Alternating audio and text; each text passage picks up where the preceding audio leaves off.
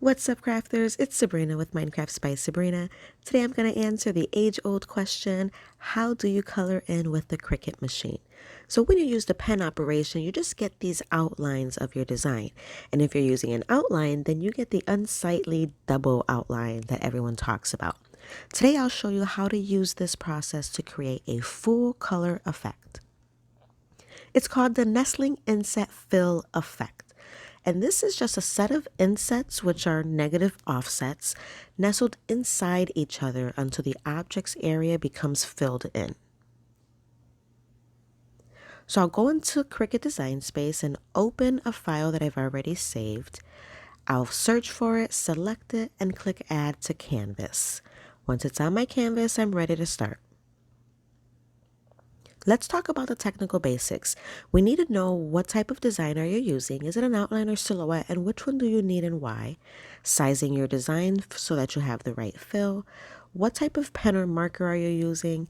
And finding the pen line width. So what type of design are you using? If you're starting off with an outline, you can change your outline into a silhouette by duplicating it, clicking on contour, and then hide all so it turns into just your silhouette shape. Now this matters because the drawn result is going to be different. A silhouette will render a solid filled image, while an outline will render a solid filled coloring page like outline. So it won't be double lines, but you will just have your outline. Now, why does this matter? We're going to be using offsets, and an offset creates a proportionately larger or smaller layer of your current design. And it does this by creating a new path or new lines with an offset distance space that you assigned it. Now, the offset is applied to all the lines on the inside and the outside, so an outline results in two thick lines where a silhouette only has a single shape with one line. Looking at the pen operation, to change your operation, you just click on the drop down and select pen. Now the pen is going to follow the exact same path that the cut blade would perform. So an outline would result in two drawn lines versus a silhouette, which will be one single line. Now listen to me and listen to me carefully when I tell you this is the most important step in the entire tutorial. You need to size your design to whatever your final project is going to be before making it. So I'm going to size this to be able to fit on a 5x7 card. And this is so important because the distance between the fill layers that we're going to use are set to a specific millimeter. So if you alter it afterwards, you'll have too dark of a fill or not enough fill and you'll have gaps. What pen are you going to use? The size matters. You can use the pen selector to change what marker you use and visualize what it'll look like. If I use a 2mm marker on this, it'll look so blotchy and blurry and I'll lose a lot of detail. So when someone tells you just use a fatter marker so that you fill in your lines, this is why that simply will not work effectively. Yeah, you might fill it in, but it's going to look blurry. How do I know the pen size? On Cricut pens, they're all marked as well as on the packaging. Now, many brands include the tip size on the marker or the cap. If it's not on the packaging, you might be able to find it with a simple internet search. If you can't find the pen tip size, I use a digital caliper to help me get a close idea of my linear weight. With the marker I'm going to use, I draw a straight line. Then I take my digital caliper and let me sidebar by saying, if you don't have this tool, run out and go get it. It's like $5. It's my best friend. I use it to measure all sorts of things in my craft room. So you're just going to use it and adjust the tool so that when you open it up, your line is visibly shown in the window. And then on the window, it'll display what the new measurement is. So a straight line with a Crayola fat marker measures about 0.8 millimeters in line width. So now that we've covered the basics, we understand what type of design we're using is important. We know that we need to size the project before we even start creating our fill. And then we know that we need to understand our pens and what pen sizes we're using for each layer. Now let's talk about how to actually create the fill effect. Once again, the technique is the nesting inset fill. So it's a set of insets, which are negative offsets, that are nestled inside of each other, and they become smaller and smaller and smaller until the object area is filled in. Think of like the Russian doll sets. Now, if you have a thin pen at 0.3 millimeters, you're going to need more layers to fill in the same area than you would a pen that has, say, 1 millimeter.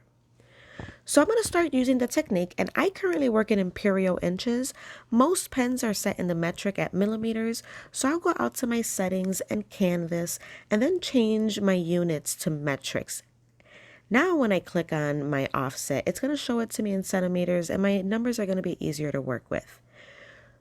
So I need to create a negative offset, so type negative, and then it should be just slightly smaller than your pen tip size. Now your offset, remember, it appears in these blue lines, so you can have kind of a visual of what it's going to look like. Once you create the offset, it's auto-selected in the menu. And now you want to create a new offset of that offset. Now the offset menu saves your last settings, so you don't have to change anything there either. So you just click offset and then hit apply. You'll continue making the offsets until the entire area is filled. When this outline is created with a 0.4 pen, it requires 5 layers to fill it in. I need to select all of my layers, click attach, and make sure that the layers are set to pen. Now let's individually fill one layer. So looking at the cherry, I'm going to select it, go to operation, and change it to pen. I'll select my pen, which is a 4 millimeter pen, and then set the color to red. Now, after selecting my layer and clicking offset, it already saved my previous settings of 0.035. And here you can see the blue line. It's going to make my next layer right up against that first layer.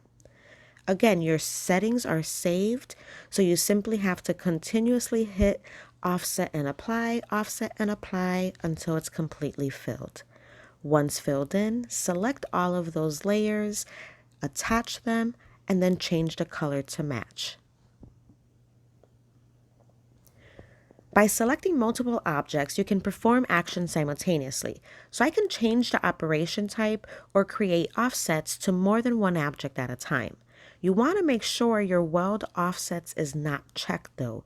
This way, your offsets created are still standalone layers.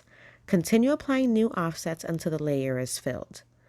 Once you created all of your offsets, you can attach each layer as its own group and then apply the color as needed to each group. Don't forget, if you're using different pen sizes for different colors, then you need to change your millimeter on your offset for that layer. Finally, I just need to align my fill pattern on my outline to the design, and I'm going to do that by just matching the X and Y position for my silhouette that's currently on my design. Next, I'll make an offset, which is just going to be my cut layer, and this is going to be a white cut edge border around the design. The operation should be at cut. I need to set it to the color of my paper, and then you need to remember all your pen operations should be attached to this cut layer. This will tell the system, draw these layers on this color and then cut around the perimeter only. Don't forget, bring your outline to the top so it's visible, and then most importantly, do not forget to attach. If you forget to attach, then they won't hold their position on the mat. So here you can see all my colors are separate and my white layer is on my next card. So I'm going to cancel, go back, select everything, attach them, and then go back to the Make It. Now you can see it's all on one mat and it's ready to go. I'll go ahead and click continue, follow my on-screen instructions. I'm doing heavy cardstock with more pressure. And in the materials list, you can read it says you need to put black first, then red, and it lists tawny as the last color. Ideally, I want black to draw last. Now, I didn't have the colors I originally was going to use, so I'm going to go back in and switch all the colors to the pen markers I do have. And I'm also going to try to make my black to be tawny to see if that will make it draw last like I want. Again, set my paper type, and now in the listing, it does show black is not first, and it shows towny as last. So let's see if that works, but I'll tell you now, it didn't. First, I'm using a Crayola skinny marker. Now this fits into the Cricut adapter with just a little bit of tape to make it more snug.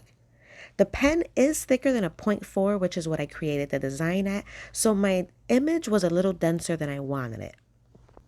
To remove the Cricut tool adapter, push up lightly from the bottom and pull it up and out gently from the top. I have these additional adapters that I purchased online, so I'm just going to push that into place. At the change of each color, the machine will pause and Cricut Design Space will prompt you for the next color. In this case, it's blue.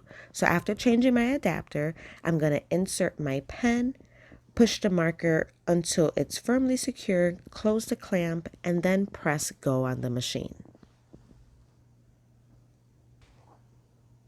The machine will continue with the next color. Here with the blue, you can see the nesting layers begin to create that fill effect. This is why sizing first and selecting the correct offset size based on your pen tip is critical. Because I made it slightly smaller than the tip, I get this overlap in my layers, giving a nice full fill in the design. If I would resize this design and fill pattern, the result would be much different. Making it smaller would result in a tighter, denser fill and possibly lead to the paper shredding from moisture. Making it larger would result in gaps in your fill because the distance between the layers will now change.